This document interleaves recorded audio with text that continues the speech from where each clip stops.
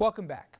Tucker Carlson last night addressed the controversy over his head writer's resignation after it was discovered that the guy was posting not one, but a litany of racist, homophobic, misogynistic messages anonymously and had been doing so for several years. Here, Tucker Carlson. What Blake wrote anonymously was wrong. We don't endorse those words. They have no connection to the show. It is wrong to attack people for qualities they cannot control. In this country, we judge people for what they do, not for how they were born. We often say that because we mean it. We'll continue to defend that principle, often alone among national news programs, because it is essential. Nothing is more important. Blake fell short of that standard, and he has paid a very heavy price for it. But we should also point out to the ghouls now beating their chests in triumph at the destruction of a young man that self-righteousness also has its costs. We are all human. When we pretend we are holy, we are lying. When we pose as blameless in order to hurt other people, we are committing the gravest sin of all, and we will be punished for it. There's no question. Captain Courageous there giving us a lecture. I guess that was Tucker's idea of an apology. And by the way, he's now on vacation, with Fox saying it was previously planned. First of all, what his writer posted wasn't bad, wasn't some youthful indiscretion. It was awful. It was not only racist, it was sexist. It repeatedly used the N-word. Comments like, I wouldn't get LASIK from an Asian for free. That's the clean stuff. He derided a woman, posting information about her dating life, inviting others to mock her and invade her privacy. Then you got Tucker's comments last night. They weren't on the same page as the suits at Fox. Two top executives from Fox News sent a strongly worded memo saying that what Neff, that's the head writer who's now looking for work, what he did was abhorrent, won't be tolerated, and deeply offensive, with no caveat. But this isn't about some obscure, lowly viewed fringe show here on cable. Carlson's show is among the top rated programs on a news channel, and I put that in quotes. He also acts like an advisor to President Trump. Trump recently called him to ask, what do I do about a sagging poll number? So clearly he looks to Carlson for counsel. They could have just as easily been talking about Tucker himself. Take a listen to some of his greatest hits or misses when it comes to race. The whole thing is a lie. If you were to assemble a list, a hierarchy of concerns, of problems this country faces, where would white supremacy be on the list? It's actually not a real problem in America. The problem is there aren't that many hate crimes occurring in this country. It's just not a very hateful place.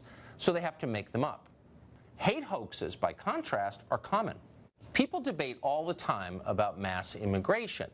What you never hear anybody do is make the economic case for mass immigration. We have a moral obligation to admit the world's poor, they tell us, even if it makes our own country poorer and dirtier and more divided. First off, what he's saying is factually incorrect here, but it's also beyond not who we are. Immigration, according to Tucker, makes his country poorer and dirtier. White supremacy, not a problem. Sounds like, frankly, there wasn't that much daylight between Tucker and his former head writer.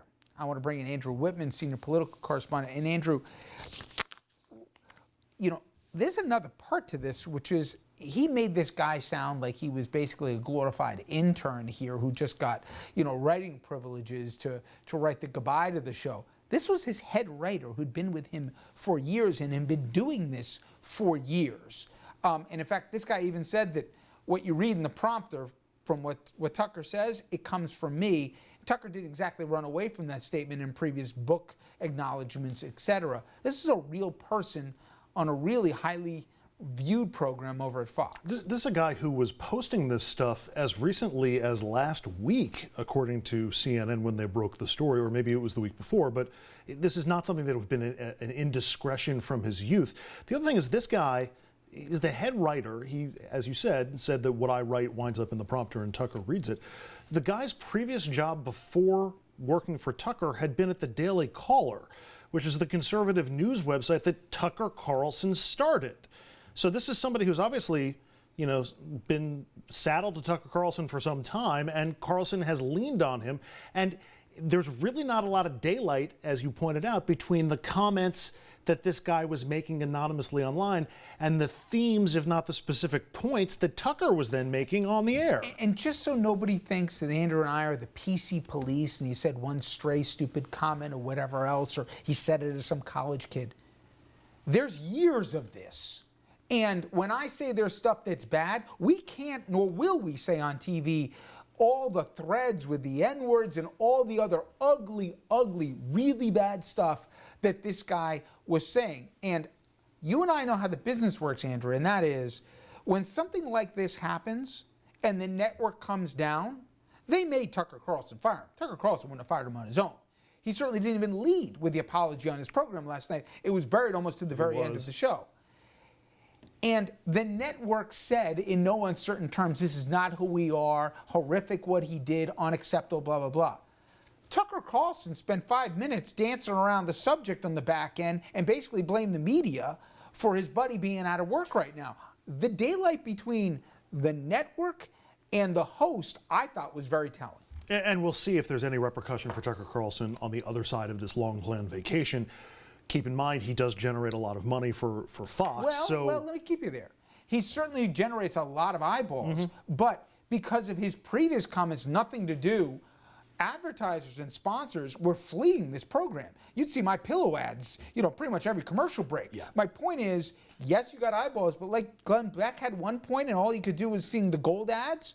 A lot of people wanted nothing to do with this program. I think there's a broader reckoning that Fox is going to have to get their arms around, particularly if El Jefe loses in November. There may well be, and you could say the same for the entire Republican Party. We'll discuss that in a little bit greater detail. But I thought it was abhorrent the way he tried to push this off as somehow being the PC police that were pulling this down. Nobody's celebrating this. This guy was a virulent racist and misogynist who was posting the stuff and had great influence on this show. Nobody's dancing in the streets. Just stop being racist. And by the way, own it, Tucker Carlson. You talk about accountability every night here. How about taking some of your own advice? All right, when we come back, our other top story, the COVID outbreak. After the break, ABC News chief medical correspondent, Dr. Jen Ashton.